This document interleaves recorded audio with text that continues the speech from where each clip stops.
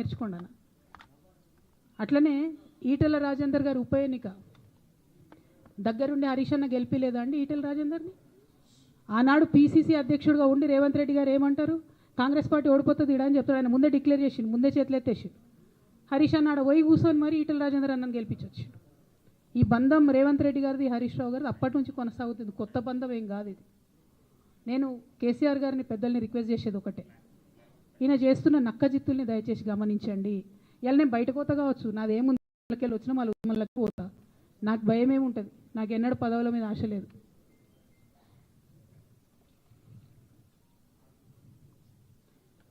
Party నుంచి వచ్చిన ఎమ్మెల్సీకి speaker ఫార్మాట్లో చైర్మన్ గారికి నేను పంపుతా ఉన్నాను రాజీనామా పత్రాన్ని.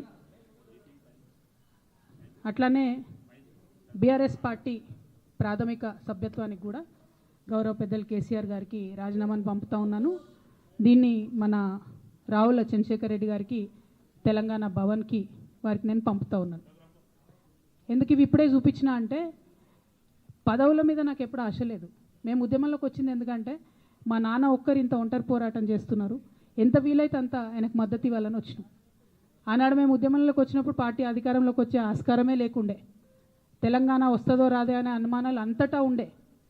మేము ఉద్యమంలో కొట్లాటలో లాఠీ దెబ్బలు తినడం కోసం, జైల్లోకి పోవడం కోసం ఆనాడు వచ్చినాం ఉద్యమంలోకి.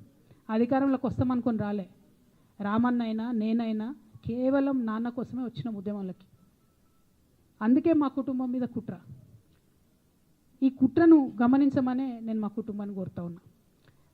ఇక పెద్ద సార్కు నీడలాగా